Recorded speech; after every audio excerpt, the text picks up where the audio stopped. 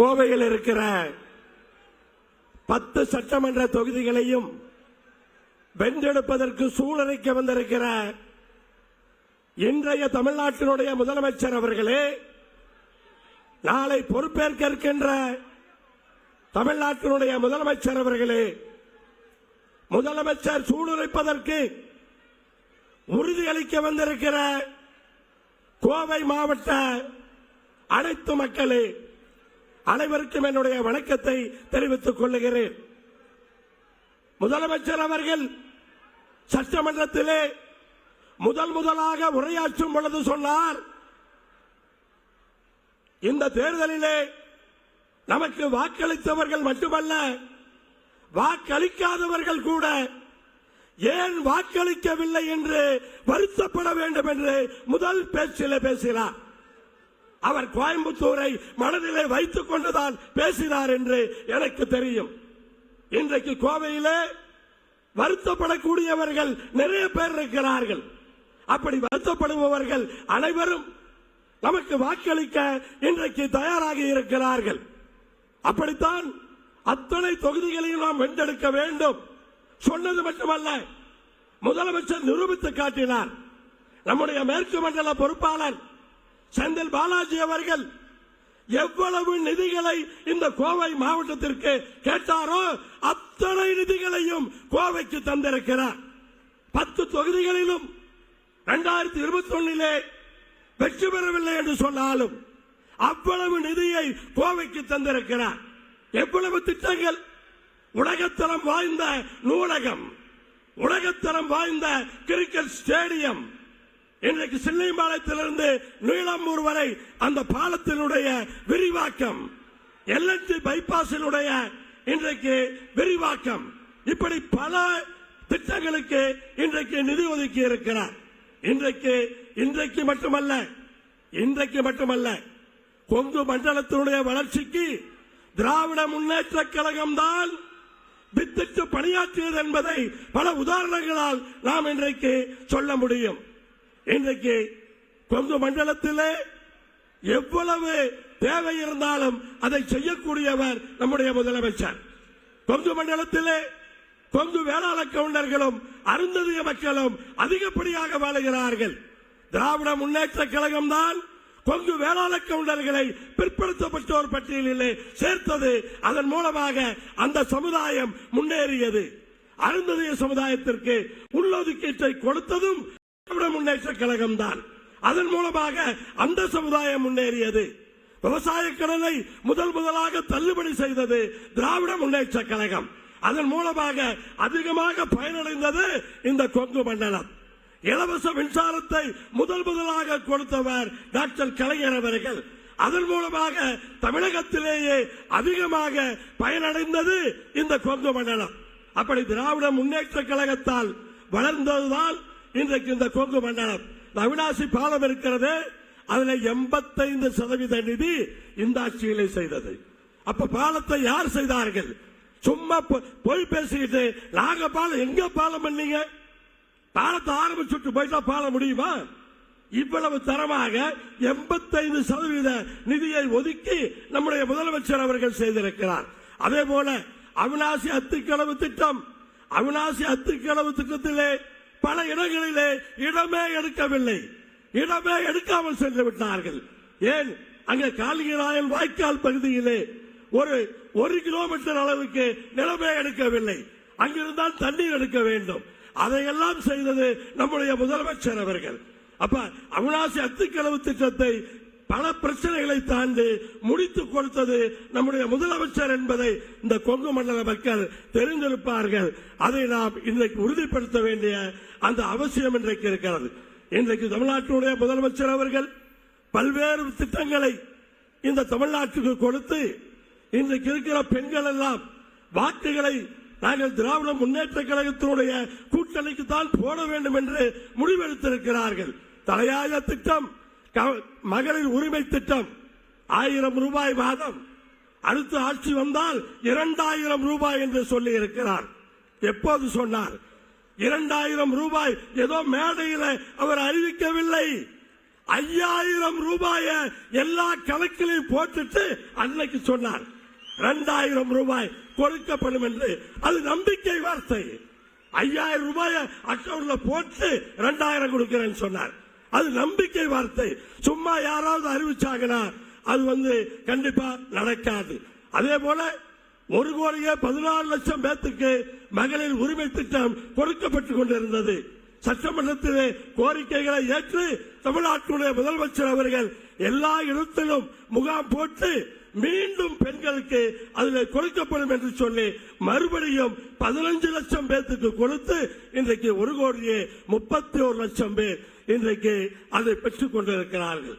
இன்னும் வருகின்ற ஆட்சி காலத்திலே இன்னும் கொஞ்சம் பேர் சொன்னா மறுபடியும் கேம்ப் போட்டா இன்னொரு 15 இவ்வளவுதான் தேவை. இன்னைக்கு இருக்கிற விண்ணப்பம் 22 லட்சம் தான் பெண்டிங். 22 லட்சம் தான் பெண்டிங் இருக்கு.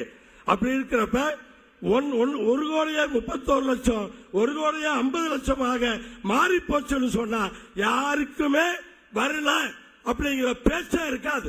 அத்தனை பேருக்குமே மகளிர் உரிமை தொகை கண்டிப்பாக வந்து சேரும். அப்படிப்பட்ட நல்ல எண்ணங்களோடு தான் தமிழ்நாட்டினுடைய முதலமைச்சர் அவர்கள் இன்றைக்கு பணியாற்றிக் கொண்டிருக்கிறார். நாளைக்கும் மகளிருக்காக எதை வேண்டுமானாலும் செய்வார். இப்ப 8000 ரூபாய் கல்ல காமிச்சீங்க அந்த கூப்பன். நீங்க கலைஞர் கலர் டிவி அறிவிச்சார். இன்னைக்கு போய் கலர் டிவி அறிவிச்சா யாராவது ஏத்துக்குவாங்களா? ஏன்னா எந்த வீட்லயுமே டிவி இல்லாம இல்ல. கலைஞர் அறிவிச்ச அந்த கலர் டிவி எப்ப அறிவிச்சாரு?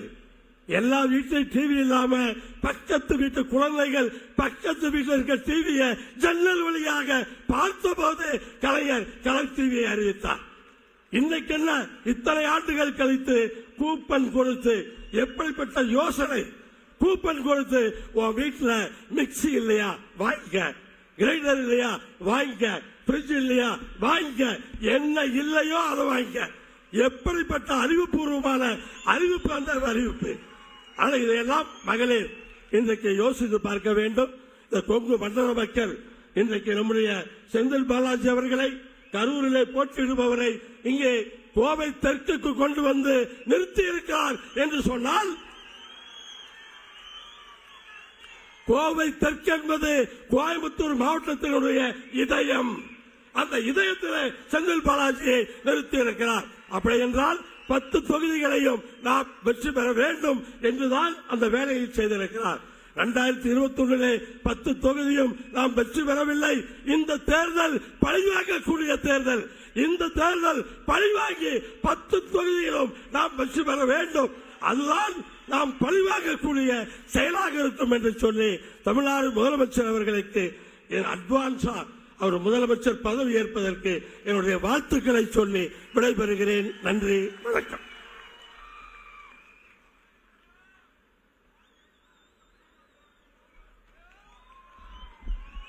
திராவிட முன்னேற்ற கழகம் தலைமையிலான மதசார்பற்ற முற்போக்கு கூட்டணி கட்சிகளின் வேட்பாளர்களை ஆதரித்து கோவை மாவட்டத்திற்கு வருகை தந்து இந்த பிரச்சார பொதுக்கூட்டத்தில் எழுச்சியுரை ஆற்றுகின்ற திராவிட நாயகர், தமிழ்நாட்டின் ஒப்பற்ற முதலமைச்சர், கழகத்தினுடைய தலைவர் மாண்புமிகு தளபதி அவர்களை கோவை மாவட்ட திராவிட முன்னேற்ற கழகத்தின் சார்பாகவும் மதசார்பற்ற முற்போக்கு கூட்டணி கட்சிகளின் சார்பாகவும் வந்திருக்கக்கூடிய அனைத்து கழக நிர்வாகிகள் சார்பாகவும் வருக வருக வருக என்று அன்போடு இருகரம் கூப்பி வரவேற்று இந்த சிறப்பு வாய்ந்த நிகழ்விலே பங்கெடுத்திருக்கின்ற கொங்கு நாடு மக்கள் தலைவர் திரு ER ஈஸ்வரன் அவர்களுக்கும், ஆதிதமிழர் பேரவையினுடைய தலைவர் திரு அதியமான் அவர்களுக்கும், தமிழ் புலிகள் கட்சியினுடைய தலைவர் திரு நாகை திருவள்ளுவன் அவர்களுக்கும், திராவிட தமிழர் கட்சி தலைவர் திரு வெண்மணி அவர்களுக்கும், ஆதிதமிழர் கட்சியினுடைய தலைவர் திரு ஜக்கையன் அவர்களுக்கும், அதேபோல தந்தை பெரியார் திராவிட கழகத்தினுடைய பொதுச் செயலாளர் திரு கோவை ராமகிருஷ்ணன் அவர்களுக்கும்,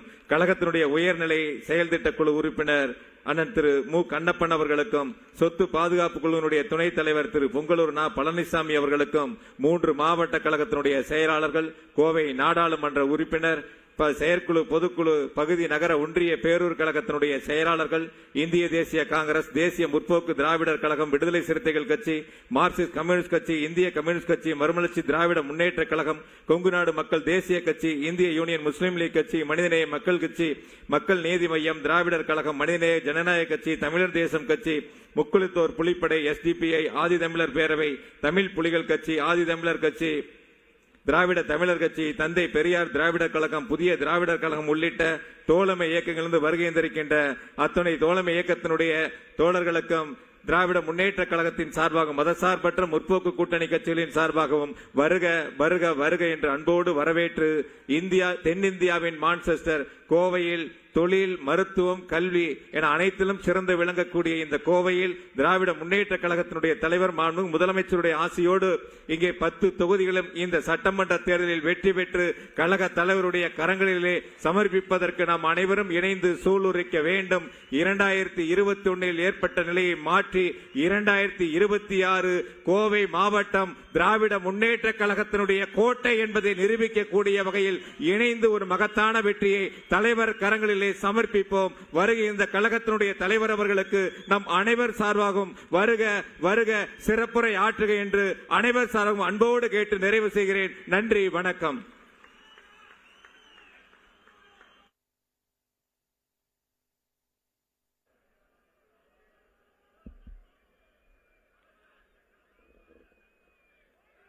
அன்புள்ள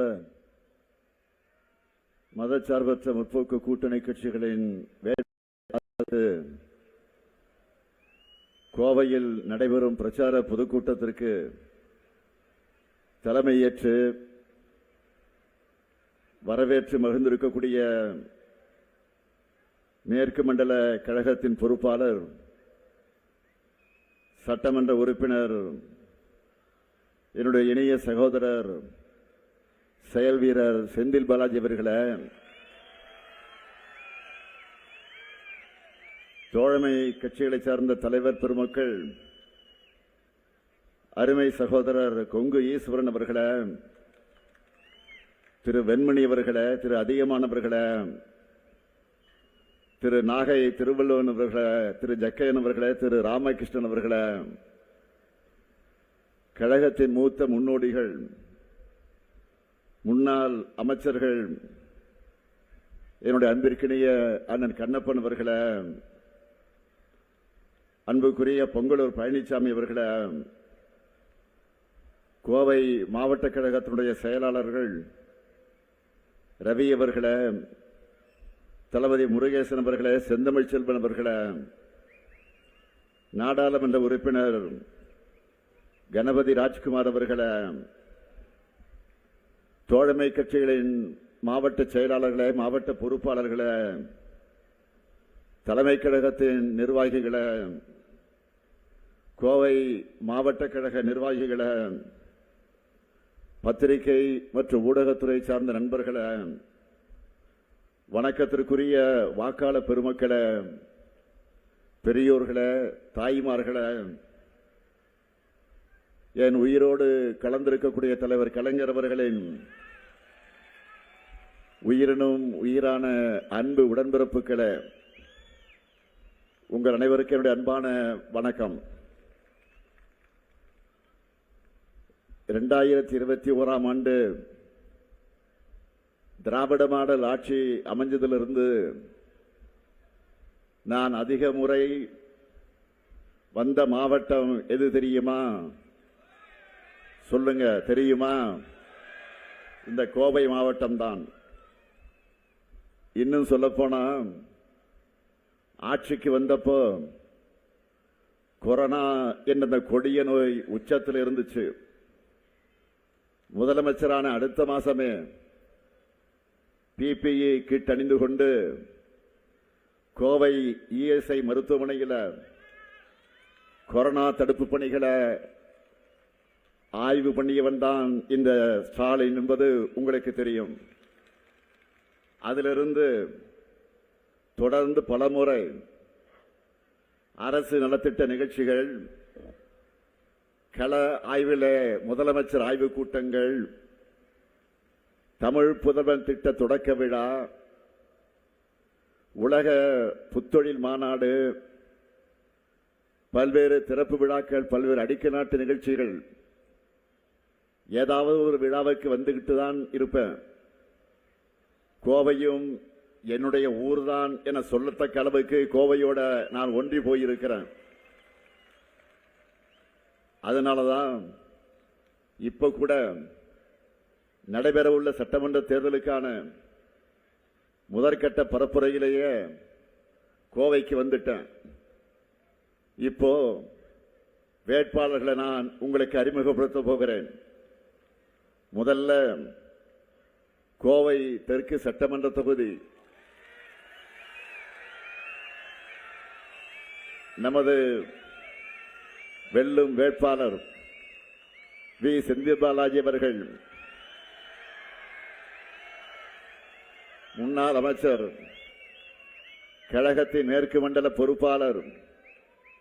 அவரை பற்றி உங்களுக்கு அறிமுகம் செய்ய தேவையில்லை. செந்தில் பாலாஜி என்றாலே செயல் வீரர், செயல் வீரர் என்றாலே செந்தில் பாலாஜி. நினைச்சத சாதிச்சு காட்டுபவர் செந்தில் பாலாஜி. அதனாலதான் கோவையில நிற்கிறார். எந்த வேலையை ஒப்படைச்சாலும் அதை சிறப்பாகவும் எதிர்பார்த்ததற்கு மேலேயும் செய்யக்கூடிய ஆற்றலை பெற்றவர். அவருக்கு நீங்கள் எல்லாம் உதயசூரியன் சின்னத்தில் உங்களுடைய பொன்னான வாக்குகளை அளிக்கணும். அடுத்து கோவை வடக்கு சட்டமன்ற தொகுதியில் நமது வெல்லும் வேட்பாளர் துரை செந்தமிழ்ச்செல்வன் அவர்கள், பாரம்பரிய திராவிட முன்னேற்ற கழக குடும்பத்தை சார்ந்தவர். ஐடி ஊழியராக பணியாற்றி இருக்கிறார். பகுதி கழகத்தினுடைய செயலாளராக இருந்து இப்போ கோவை மாநகர கழகத்தின் செயலாளர் பொறுப்பை ஏற்றிருக்கக்கூடியவர். இவரது தந்தை துரைமேவராஜன் அடிமட்ட தொண்டராக இருந்து கோவை மாநகர் பீளமேடு பகுதி கழகத்தின் செயலாளராக பணியாற்றியவர். துரை செந்தமிழ்ச்செல்வனுக்கு உதயசூரியன் சின்னத்தில் நீங்கள்லாம் பொன்னான வாக்குகளை வழங்கிட வேண்டும். அடுத்து சூலூர் சட்டமன்ற தொகுதியில் நமது வெல்லும் வேட்பாளர் தளபதி முருகேசன் அவர்கள், விவசாயத்தை தொழிலாக கொண்டுள்ளவர். கண்ணம்பாளையம் பேரூராட்சி தலைவராகவும் கடந்த 2011-16 வரைக்கும் அவர் பணியாற்றியிருக்கிறார். சூலூர் திருச்சி சாலை விரிவாக்க குழு தலைவர் உள்ளிட்ட பல்வேறு பொறுப்புகளை வகித்திருக்கக்கூடிய அனுபவமிக்கவர். அவருக்கு நீங்களெல்லாம் உதயசூரியன் சின்னத்தில் ஆதரித்து அவரை வெற்றி பெற வைக்கணும். அடுத்து கிணத்துக்கடவு சட்டமன்ற தொகுதியில் நமது வெல்லும் வேட்பாளர் KVK சபரி கார்த்திகேயன், மறைந்த முன்னாள் சட்டமன்ற உறுப்பினர் KVK என்று அழைக்கப்படக்கூடிய KV கந்தசாமி அவர்களுடைய பேரன். KVK அவர்கள் 3 முறை சட்டமன்ற உறுப்பினராக இருந்தவர். அவரது பேரனான சபரி கார்த்திகேயன் அவர்கள் 1998 முதல் கழக உறுப்பினராகவும் பெரியநகமம் பேரூராட்சி தலைவராகவும் பணியாற்றி இப்போ கோவை தெற்கு மாவட்ட இளைஞரணி அமைப்பாளராக இருக்கிறார். அவருக்கு உதயசூரியன் சின்னத்தில் ஆதரித்து நீங்க அவரை வெற்றி பெற வைக்கணும். பொள்ளாச்சி சட்டமன்ற தொகுதியில் கொங்கு நாடு மக்கள் தேசிய கட்சியை சார்ந்த வெல்லும் வேட்பாளர் திரு நித்யானந்தம் அவர்கள், இங்கு நம்முடைய மேடையில் இருக்கும் சகோதரர் ஈஸ்வரன் ஆதரவு பெற்ற வேட்பாளர், அவரால் அறிவிக்கப்பட்டிருக்கக்கூடிய வேட்பாளர். கூட்டணி கட்சியாக இருந்தாலும் நமது வெற்றி சின்னமான உதயசூரியன் சின்னத்தில் அவர் நிற்கிறார். பொள்ளாச்சி கழக உடன்பிறப்புகள் கடுமையா களப்பணி ஆற்றி பெருவாரியான ஓட்டு வித்தியாசத்தில் அவரை வெற்றி பெற வைக்கணும். அடுத்து வால்பாறை சட்டமன்ற தொகுதியில் நமது வெல்லும் வேட்பாளர் குட்டி என்கிற சுதாகர் அவர்கள், இவரது தந்தை ஆரோக்கியம் அவர்கள் வால்பாறை நகர அவைத்தலைவராக இருந்தவர். சுதாகர் மளிகை கடை நடத்தி வருகிறார். கழகத்தின் மாணவரணியில் இருந்தவர். கிளை செயலாளர், வார்டு செயலாளர், நகராட்சியில 2 முறை நகராட்சி தலைவராக இருந்திருக்கிறார். 2022ஆம் ஆண்டிலிருந்து வால்பாறை நகர திமுக கழகத்தின் செயலாளராக இருக்கிறார். அவருக்கு நீங்கள் எல்லாம் உதயசூரியன் சின்னத்தில் ஆதரித்து அவரை வெற்றி பெற வைக்கணும். அடுத்து தொண்டாமத்தூர் சட்டமன்ற தொகுதி நமது வெல்லும் வேட்பாளர் என்ஆர் கார்த்திகேயன் அவர்கள் கழகத்தில் மாவட்ட பிரதிநிதியாக இருக்கிறார். நரசிம்மபுரம் ஊராட்சியின் தலைவராக பணியாற்றி இருக்கிறார். 2010ஆம் ஆண்டு தமிழ்நாடு அரசின் சிறந்த ஊராட்சிக்கான உத்தமர் காந்தி விருது பெற்றவர். அவருக்கு உதயசூரியன் சின்னத்தில் பொன்னான வாக்குகளை நீங்கள் வழங்கிட வேண்டும். அடுத்து மேட்டுப்பாளையம் சட்டமன்ற தொகுதியில் நமது வெல்லும் வேட்பாளர் கவிதா கல்யாண சுந்தரம் அவர்கள். இவர் கோவையின் காவல் தெய்வமாக போற்றப்படும் அருள்மிகு கோணியம்மன் திருக்கோவிலின் அறங்காவல் குழு உறுப்பினராக இருந்தவர். இவரது கணவர் SMT கல்யாண சுந்தரம் காரமடை வடக்கு ஒன்றிய செயலராக இருக்கிறார். கவிதா கல்யாண சுந்தரம் அவர்களுக்கு மேட்டுப்பாளையத்தில் இருக்கக்கூடிய மக்கள் உதயசூரியன் சின்னத்தில் நீங்கள் வாக்கினை வழங்கி வெற்றி பெற வைக்கணும். அடுத்து சிங்காநல்லூர் சட்டமன்ற தொகுதி, கவுண்டம்பாளையம் சட்டமன்ற தொகுதி, இந்த 2 தொகுதிகளுக்கும் காங்கிரஸ் கட்சியின் சார்பில் வேட்பாளர்கள் விரைவில் அறிவிக்கப்பட இருக்கிறார்கள். சகோதரர் ராகுல் காந்தி அவர்களால் அறிவிக்கப்பட இருக்கக்கூடிய வேட்பாளர்களுக்கு கை சின்னத்தில் உங்க பொன்னான வாக்குகளை அளிக்க வேண்டும் என்று நான் கேட்டுக்கொள்கிறேன். அளிப்பீர்களா? ஆதரவு தருவீர்களா? உங்கள் வாக்கு உதயசூரியனுக்கு தானே? உங்க வாக்கு நம்ம கூட்டணிக்கு தானே? வெற்றி உறுதியா? உறுதியா? உறுதியா? சத்தமா? நன்றி. வேட்பாளர்கள் இப்பொழுது அமரலாம். வேட்பாளர்கள் அமரலாம். கடந்த நாடாளுமன்ற தேர்தலையும் நகர்ப்புற உள்ளாட்சி தேர்தலையும் திமுக கூட்டணிக்கு மிகப்பெரிய வெற்றிய கோவை மக்களான நீங்கள் தந்தீங்க. அது 2026 தேர்தலையும் முழு வெற்றியாக தொடரணும். இதை அன்போடு மட்டுமல்ல, முழு உரிமையோடு கேட்கிறேன். ஏன் தெரியுமா? திராவிட மாடல் ஆட்சியில கடந்த 5 ஆண்டு காலத்தில் அந்த அளவுக்கு இந்த மேற்கு மண்டலத்திற்கு, குறிப்பாக கோவைக்கு பல்வேறு சாதனை திட்டங்களை நாங்கள் செஞ்சிருக்கிறோம். உண்டா இல்லையா? அந்த உரிமையில தான் உங்ககிட்ட முழு வெற்றியை கொடுங்கன்னு கேட்கிறேன். எல்லாத்தையும் சொல்ல நான் விரும்பல, நேரம் இல்லை. அதனால சில பெரிய திட்டங்களை மட்டும் ஹைலைட்டா சொல்ல விரும்புகிறேன். கோவையில் தினமும் ஆயிரக்கணக்கில் மக்கள் கூடி மகிழக்கூடிய செம்மொழி பூங்கா. அடுத்து தமிழ்நாட்டிலேயே நீளமான ஜிடி நாயுடு மேம்பாலம். இந்த பாலத்தை சின்னியம்பாளையம் முதல் நீலாம்பூர் வரை இன்னும் 5 கிலோமீட்டருக்கு நாம் நீட்டிக்க போறோம். எப்போ? ஆட்சிக்கு வந்ததுக்கு பின்னால.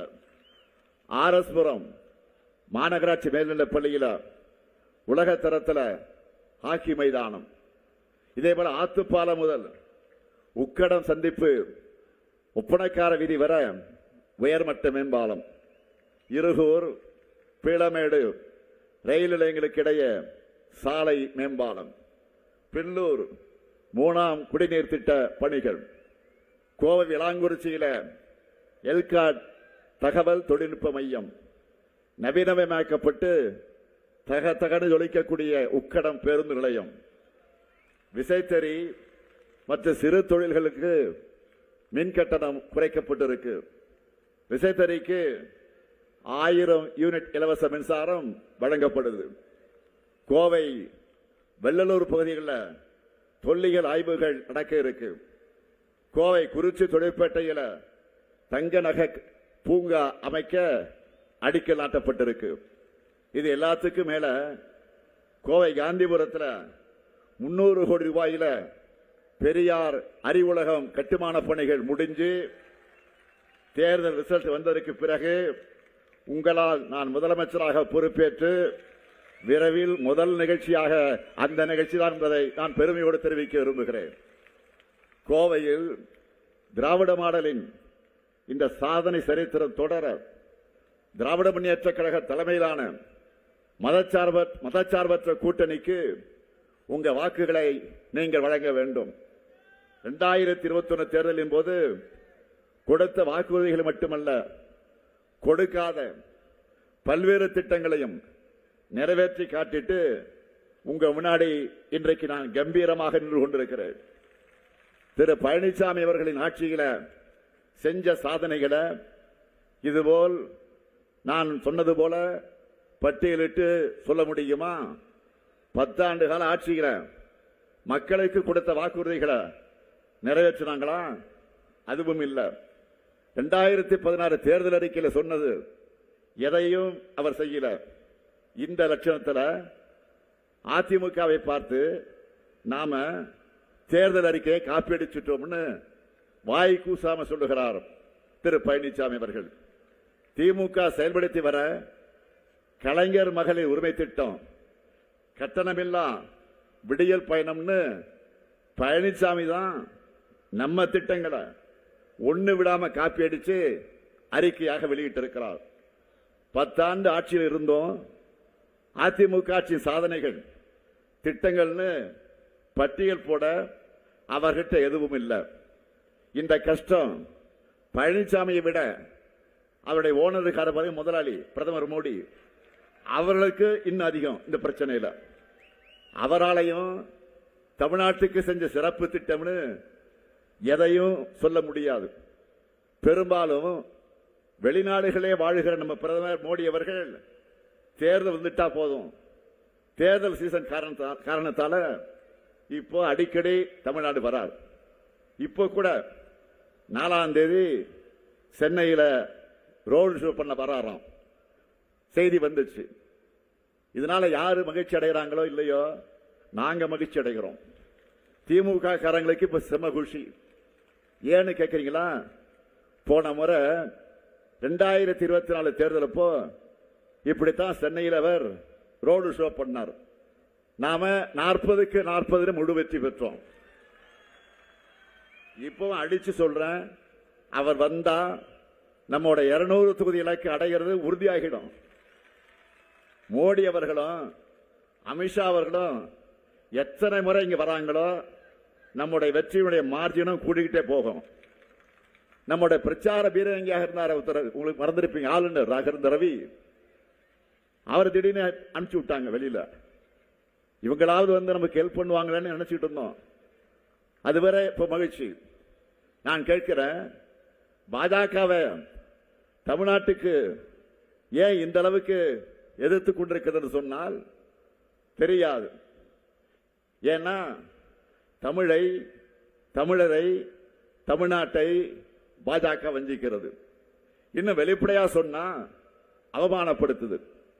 தமிழ்நாட்டுக்கு வந்தா தமிழ் பாசத்துல நம்மையே மிஞ்சக்கூடிய அளவுக்கு நடிக்கிறாங்க இல்லையா? இதுவே பீகார் மாநிலத்தில் தேர்தல் நடந்தப்போ பிரதமர் மோடி என்ன பேசினார்? தமிழ்நாட்டில் பீகார் மக்களை தொடர்ந்து துன்பப்படுத்துறாங்க என்று ஒரு பொய்யை பேசினார். அவர் வகிக்கக்கூடிய உயர்ந்த பதவிக்கு தகுதியான பேச்சா இது? தமிழ்நாட்டுக்கு வாக்கு கேட்க வந்தபோது நீங்கள் இதை பேசினீர்களே, இப்போ தமிழ்நாட்டுக்கு நீங்க வாக்கு கேட்க வர போறீங்க. பீகார்ல பேசுற அந்த வார்த்தையை தமிழ்நாட்டில் தைரியம் இருந்தால் பிரதமர் மோடி அவர்கள் சொல்வாரா? இதைத்தான் நான் கேட்கிறேன். தமிழ்நாட்டில் பல்வேறு இனம், மொழி, மாநிலங்களை சார்ந்த மக்கள் அமைதியாக வாழ்ந்து கொண்டிருக்கிறார்கள், நிம்மதியாக இருக்கிறாங்க. இப்படி வந்தாரை வாழ வைக்கக்கூடிய நம்மை பார்த்து அபாண்டமா பழி போட்டவர் தான் பிரதமர் மோடி அவர்கள். ஒன்றியத்தில் ஒரு கல்வி அமைச்சர் இருக்கிறார். யாரு? மிஸ்டர் தர்மேந்திர பிரதான் அவர்கள். அவர் இதைவிட மோசமாக பேசினார். நாடாளுமன்றத்திலே பேசினார். தமிழர்கள் நாகரிகமற்றவர்கள் பேசினார். நாம் எதிர்த்து குரல் கொடுத்த பிறகுதான் பணிந்து மன்னிப்பு கேட்டார். ஒடிசா மாநிலத்திலேயும் தமிழர்களை எப்படியெல்லாம் அசிங்கப்படுத்தினாங்க, மறக்க முடியுமா? நம்மை கேவலப்படுத்தி விளம்பரங்கள் எல்லாம் எடுத்து வெளியிட்டாங்க. அதை விட கொடுமை என்ன தெரியுமா? பூரி ஜெகநாதர் கோயிலில் இருக்க வேண்டிய கருவூல சாவிய தமிழ்நாட்டுக்கு போயிடுச்சு அப்படின்னு சொல்லி தமிழர்களை திருடர்களாக சித்தரித்து பேசினார். குடியரசு அணிவகுப்பில் மருது சகோதரர்கள், வேலுநாச்சியார், வ.உ.சி., பாரதியார் ஆகியோரின் உருவங்கள் இடம்பெற்ற தமிழ்நாடு அரசினுடைய அலங்கார ஊர்திக்கு இடமில்லைன்னு மறுத்தாங்க. இதனாலதான் தமிழ்நாட்டில் உங்களுக்கு இடம் இல்லை என்று எங்கள் மக்கள் சொல்றாங்க. இன்னும் இருக்கு. கர்நாடகத்தை சார்ந்த ஒன்றிய அமைச்சர் சோபா அவர்கள் தமிழ்நாட்டிலிருந்து வந்து கர்நாடகாவில் வெடிகுண்டு வைக்கிறாங்கன்னு பேசி பிரச்சனை ஆன பிறகு மன்னிப்பு கேட்டாரா இல்லையா? இதெல்லாம் தான் பாஜகவினுடைய உண்மையான குணம். தமிழ் மீது வெறுப்பு ஊறி போய் இருக்கக்கூடிய குணம் அவர்களுக்கு. கோவை மதுரைக்கான மெட்ரோ ரயில் திட்டங்களை கூட நிராகரித்திருக்கக்கூடிய அரசுதான் இன்றைக்கு இருக்கக்கூடிய ஒன்றிய பாஜக அரசு. 20 லட்சம் மக்கள் தொகை இல்லைன்னு சொல்லி இருக்காங்க. 2011ஆம் ஆண்டு மக்கள் தொகை கணக்கெடுப்பு வச்சு அப்படி சொல்றாங்க. இப்ப நடக்கிறது 2026. மக்கள் தொகை இப்ப வெகுவா கூடியிருக்கு. இன்னும் சொன்னா இந்த திட்டத்திற்கு பணம் ஒதுக்கி அதை நிறைவேற்றி முடிக்கும் போது 2035ஆம் ஆண்டு ஆகியிருக்கும். அப்போ கோவை மதுரை மக்கள் தொகை இவங்க சொல்ற 20 லட்சத்தை எல்லாம் தாண்டி இருக்கும். இதெல்லாம் அவங்களுக்கு தெரியாதுன்னு நினைக்கிறீங்களா? நல்லா தெரியும். தெரிஞ்சேதான் கோவைக்கும் மதுரைக்கும் மெட்ரோ ரயில் திட்டம் கிடையாதுன்னு பாஜக மறுக்குது. ஆளே இல்லாத கடையில டீ காத்துற மாதிரி ஆக்ராவில் மெட்ரோ விட்டு இருக்கு பாஜக. ஆக்ராவில் மெட்ரோ விட்டு இருக்கு. ஆக்ரா மக்கள் தொகை எவ்வளவு? 16 லட்சம் தான். ஆனா அங்க மெட்ரோவுக்கு அனுமதிக்கிறாங்க. இதே போலதான் பாட்னா, போகல் ஆகிய நகரங்களே அனுமதி தந்திருக்கிறாங்க. ஆனா கோவைக்கும் மதுரைக்கும் மறுக்க வேண்டிய அவசியம் என்ன? காரணம் என்ன? இந்த 2 நகரமும் தமிழ்நாட்டில் இருக்கிற காரணத்தால் தான். தமிழ்நாட்டை பார்த்தா பாஜகவுக்கு எப்படி தெரியுது? பாஜகவுக்கு வாக்களிக்காதது என்ன பாவ செய்யலாம்? கோவையை கைப்பற்ற வேண்டும் என்று பாஜக துடிக்குது. கோவை மக்களுக்கு இப்படி அநீதி இழைச்சிட்டு எந்த முகத்தோட நீங்க கோவைக்கு வரீங்க? தேர்தல் நேரத்தில் மட்டும் இவங்களுக்கு தமிழ்நாடு நினைவுக்கு வரும். ஒன்றிய பட்ஜெட் தயாரிக்கிற போது தமிழ்நாட்டை மொத்தமாக மறந்துடுவாங்க. இயற்கை பேரிடருக்கு நிவாரண நிதி தருகிற போது தமிழ்நாடு நினைவுக்கு வராது. இப்படியெல்லாம் நீங்க தமிழ்நாட்டை பழிவாங்குகிற காரணத்தால் தான் எங்க மக்களும் வாக்குச்சாவடிக்கு போகும்போது பாஜக நினைவுக்கு வராது. இனியும் வரக்கூடாது. நீங்க என்னதான் திட்டம் போட்டு எங்க வளர்ச்சியை தடுத்தாலும் என் மக்களுக்கான திட்டங்களை இந்த முத்துவேல் கருணாநிதி ஸ்டாலின் கொடுத்துக்கிட்டே இருப்பான். நம்ம திராவிட மாடல சாதனைகளை நாம வெற்றியாக படைச்சுக்கிட்டே இருப்போம். இவற்றோட தொடர்ச்சியா அடுத்த 5 ஆண்டுகள்ல திராவிட மாடல் 2.0 ஆட்சியில என்னென்ன செய்ய போறோம்னு தேர்தல் அறிக்கை வெளியிட்டு இருக்கிறோம். இந்த தேர்தலுடைய அறிக்கை என்பது இந்த தேர்தலில் இதுதான் சூப்பர் ஸ்டார் திமுக தேர்தல் அறிக்கை. அந்த அறிவிப்புகளை நீங்கள் எல்லாம் பார்த்தீங்களா இல்லையா? பார்த்தீங்களா இல்லையா? 2030ஆம் ஆண்டுக்குள்ள தமிழ்நாட்டை மொத்தமா எப்படி மாற்றி அமைக்க போறோம் என்பதற்கான தெளிவான செயல் திட்ட அறிக்கையா திமுகவுடைய தேர்தல் அறிக்கை அமைஞ்சிருக்கு. நம்ம கவர் பண்ணாத செக்டாரே இல்ல. ஹைலைட்டா பெரும் வரவேற்பு பெற்றிருக்கக்கூடிய சில வாக்குறுதிகள் மட்டும் நான் சொல்ல விரும்புறேன். இந்தியாவுக்கே மாடலா இருக்கக்கூடிய மகளிர் உரிமை தொகை இனி மாதம் 1000 ரூபாய் அல்ல, மாதம் 2000 ரூபாய் எல்லோருக்கும். மகிழ்ச்சி தானே? மகிழ்ச்சியா இல்லையா? அதுக்கான ட்ரெய்லர் தான் கோடைக்கால சிறப்பு நிதி சேர்த்து அண்மையிலே கொடுத்த 5000 ரூபாய். அதே போல புதுமை பெண் தமிழ் புதுவன் திட்டத்தில் கல்லூரிக்கு போகக்கூடிய மாணவர்களுக்கு இப்போ மாதந்தோறும் 1000 ரூபாய் வழங்கிட்டு வரோம். இனி அதை 1500 ரூபாயாக உயர்த்தி வழங்க போறோம். அதே போல காலை உணவு திட்டத்தை 8ஆம் வகுப்பு வரை விரிவுபடுத்த போறோம். ஏற்கனவே 19 லட்சம் குழந்தைகள் சாப்பிடுறாங்க. ஆனா இப்பொழுது இன்னும் 17 லட்சம் மாணவர்களுக்கு சூடான சுவையான உணவு பள்ளிக்கூடத்தில் கிடைக்க போகுது.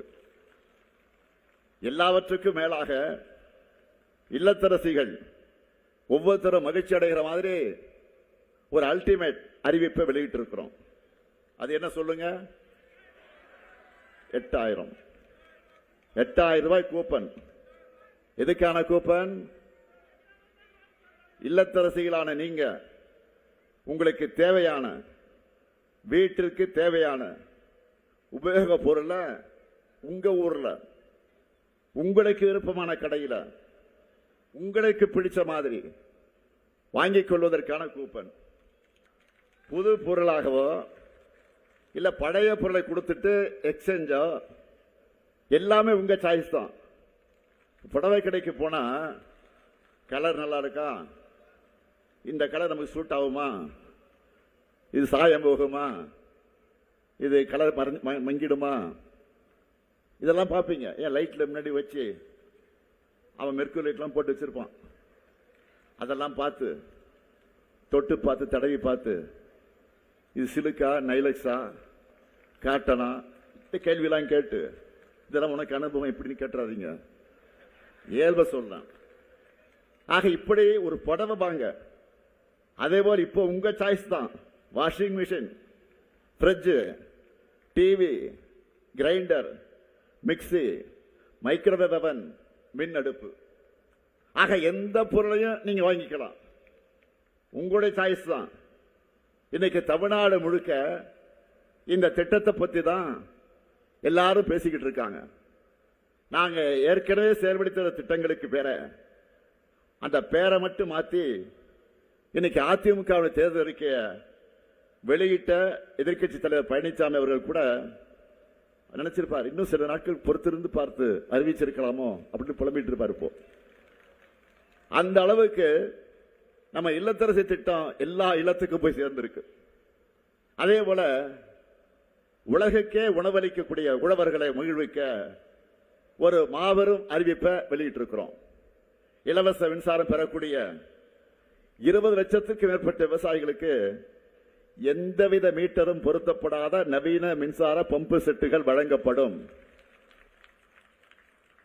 எல்லாரும் பழைய பம்பு செட்டு வச்சிருப்பீங்க, சிலது அடிக்கடி ரிப்பேர் ஆகும். அதை நம்முடைய திராவிட மாடல் ஆட்சியில அரசே இனி வாங்கி தரும். இதனால விவசாயிகள் மட்டுமல்ல, கோவையில் நலிந்திருக்கக்கூடிய மோட்டார் தயாரிக்கக்கூடிய தொழிலும் சிறக்க போகுது. இந்த கூட்டத்திற்கு வருவதற்கு முன்பே இந்திய பம்ப் உற்பத்தியாளர் சங்கத்தில் எனக்கு நன்றி சொல்லிட்டு போனாங்க. நெல் கொள்முதல் விலை குவிண்டால் ஒன்றுக்கு 3500 ரூபாயாக உயர்த்தி வழங்கப்படும். பால் கொள்முதல் விலை லிட்டர் ஒன்றுக்கு 5 ரூபாய் உயர்த்தி வழங்கப்படும். முதியோர் உதவித்தொகை இனி மாசம் 2000 ரூபாயாக உயர்த்தி வழங்கப்படும். மாற்றுத்திறனாளிகளுக்கான உதவித்தொகை 2500 ரூபாயாக உயர்த்தி வழங்கப்படும். மகளிர் சுய உதவிக்குழு அந்த சகோதரிகளுக்கு ஒரு அறிவிப்பீங்கலாம், நிறைய பேர் வந்திருப்பீங்க. உங்களை எல்லாம் பிசினஸ் உமனா முன்னேற்ற வேண்டும் என்ற வகையில் சூரிட்டி எதுவும் இல்லாமலேயே 5 லட்சம் ரூபாய் வரை மானியத்தோடு வங்கி கடன் வழங்கப்படும். உயர்கல்வி படிக்கிற 35 லட்சம் மாணவர்களுக்கு அடுத்த 5 வருஷத்துக்குள்ள லேப்டாப் வழங்கப்படும். அனைத்து சட்டமன்ற தொகுதிகளிலும் முதல்வர் படைப்பகங்கள் அமைக்கப்படும். மாவட்ட மற்றும் வட்ட அளவிலான அரசு மருத்துவமனைகள்ல டயாலிசிஸ் சிகிச்சைக்கான கருவிகள் 2 மடங்காக்கப்படும். நான் முதல்வன் 2.0 திட்டத்தையும் அறிவிச்சிருக்கிறேன். இதன் மூலம் உயர்கல்வி படித்த 5 லட்சம் இளைஞர்களுக்கு 1500 ரூபாய் மாத உதவித்தொகையும் கொடுத்து வேலை வாய்ப்புக்காக 6 மாசம் திறன் பயிற்சியும் கொடுக்க போறோம். அதே போல தொழிற்சாலைகள் அதிகமுள்ள நகரங்கள்ல பெண்கள் வேலைக்கு செல்வதை எளிதாக்கக்கூடிய வகையில் 1000 குழந்தைகள் காப்பகங்களை நாங்கள் உருவாக்க போகிறோம். தொழில் வளர்ச்சியில சிறந்து விளங்கக்கூடிய மேற்கு மாவட்டங்களுக்கான சிறப்பு வளர்ச்சி திட்டம் உருவாக்கப்படும். இதை மிகப்பெரிய புரட்சிகர திட்டமாக நான் பார்க்கிறேன். செயல்பாட்டுக்கு வரும்போது நீங்களும் அதை நன்றாக உணர்வீங்க. அதே போல உங்க கனவை சொல்லுங்க. அந்த திட்டத்தினுடைய தொடக்க விழா நிகழ்ச்சியில ஒரு சகோதரி மேடை ஏறி வந்து என்கிட்ட உரிமையா ஒரு கோரிக்கை வச்சாங்க. என்னன்னா, பிசி எம்பிசி அந்த வகுப்புகளை சார்ந்திருக்கக்கூடிய மகளிருக்கு கடனுதவி வழங்குற திட்டம் வேணும் அப்படின்னு கோரிக்கை வச்சாங்க. அதுக்காக டாப் செட்கோ அமைப்பு ஏற்கனவே செயல்பட்டு வந்தாலும் திராவிட மாடல் 2.0 அதை இன்னும் உயர்த்தி பிற்படுத்தப்பட்டோர், மிகவும் பிற்படுத்தப்பட்டோர், சீர்வரவினர் ஆகியோர் தொழில் தொடங்க உச்சவரம்பு 30 லட்சம் ரூபாயாக உயர்த்தப்படும் வாக்குறுதி தந்திருக்கிறார். டாம்கோ மூலம் சிறுபான்மையினருக்கு இதே போன்ற செயல் திட்டம் செயல்படுத்தப்படும். பெண்களின் பாதுகாப்புக்காக அனைத்து நகரங்களுக்கும் பிங்க் பேட்ரோல் வாகனங்கள் விரிவுபடுத்தப்படும். மகளிர் சுய உதவிக்குழு பெண்கள் ஷேர் ஆட்டோ வாங்க மானியத்தோடு கூடிய வங்கி கடன் பெற்று தரப்படும். கலைஞர் கனவு இல்லம் உள்ளிட்ட திட்டங்கள் மூலமா வீடற்ற ஏழைகளுக்கு அடுத்த 5 வருஷத்துல 10 லட்சம் வீடுகள் கட்டித்தரப்படும். முக்கியமான அனைத்து அரசு சேவைகளையும் ஒரே செயலில், அதாவது ஒரு சூப்பர் ஆப்பில் பெற வழிவகை செய்யப்படும். இப்படி இன்னும் பல வாக்குறுதிகளை கொண்ட தேர்தல் அறிக்கையை நான் வெளியிட்டிருக்கிறேன். நான் ஏற்கனவே சொன்ன மாதிரி இந்த அறிக்கை தான் 2026 தேர்தல் களத்தோட சூப்பர் ஸ்டார். நாங்க சொன்னா செய்வோம், செய்வதைத்தான் சொல்வோம். கலைஞரின் மகனான நான் சொன்ன வாக்குறுதிகளை மறக்கவும் மாட்டேன், மறுக்கவும் மாட்டேன். நாங்கள் ஒரு பிராமிஸ் பண்ணா கண்டிப்பா அதை டெலிவர் பண்ணிடுவோம். கோவை மக்களான நீங்க இந்த முறை 10க்கு 10 வெற்றிய திமுகவுக்கு, மதச்சார்பற்ற முற்போக்கு கூட்டணி கட்சிகளுக்கு வழங்கணும். நீங்க வழங்குகிற வாக்கு என்பது ஒரு கூட்டணிக்காக மட்டுமல்ல, கூட்டணிக்காக வழங்குகிற வாக்கு மட்டுமல்ல, தமிழ்நாட்டுடைய வளர்ச்சிக்காக வழங்குகிற வாக்கு. மறந்துடாதீங்க. பொருளாதார வளர்ச்சியில நம்பர் 1 ஆடைகள், காலணிகள், மின்னணு பொருட்கள் ஏற்றுமதியில் நம்பர் 1. இப்படி இந்திய அளவில் சாதிச்சுட்டு நாங்கள் வாக்கு கேட்க வந்திருக்கிறோம். ஆனா கலவரம் பண்ணால ஜெயிச்சிடலான்னு நினைக்கிற கட்சிக்கு தமிழ்நாடு தக்க பதிலடி தந்தாகணும். தருவீங்க தானே? உறுதியா, நிச்சயமா, சத்தியமா சொல்ல. நன்றி. மீண்டும் சொல்கிறேன், தமிழ்நாடு அணியா டெல்லி அணியா என்ற இந்த ஜனநாயக போர்ல அரசியல் விருப்பு வெறுப்புகளுக்கெல்லாம் அப்பாற்பட்டு நம்முடைய தாய் தமிழ்நாட்டை காக்க கோவையில் உள்ள எல்லாரும் திமுக தலைமையிலான மதச்சார்பற்ற முற்போக்கு கூட்டணியைத்தான் ஆதரிக்கணும்.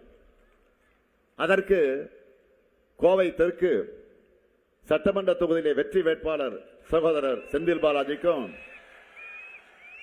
கோவை வடக்கு சட்டமன்ற தொகுதியில வெற்றி வேட்பாளர் செந்தமிழ் செல்வனுக்கும்,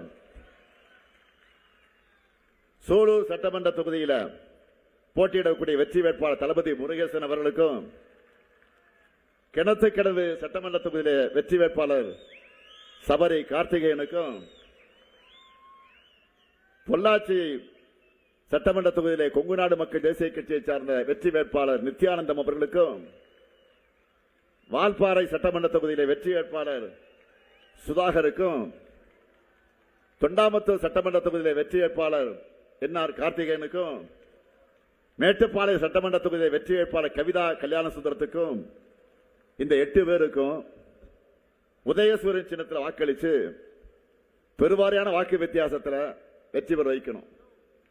அது மட்டுமல்ல, சிங்கானல்லூர் சட்டமன்ற தொகுதியிலும் கவுண்டம்பாளையம் சட்டமன்ற தொகுதியிலும் அறிவிக்க இருக்கக்கூடிய காங்கிரஸ் கட்சி சார்பில் போட்டியிட இருக்கக்கூடிய கை சின்னத்தில் வாக்களித்து பெருவாரியான வாக்கு வித்தியாசத்தில் வெற்றி பெற வைக்கணும். அன்புக்கும் பண்புக்கும் பாசத்துக்கும் உழைப்புக்கும் புதுமைக்கும் புகழ்பெற்ற கோவை மக்கள் நீங்கள். உங்களுடைய பேராதரவோட திராவிட மாடல் ஆட்சிதான் தொடரணும். கோவையே தயாரா? தயாரா?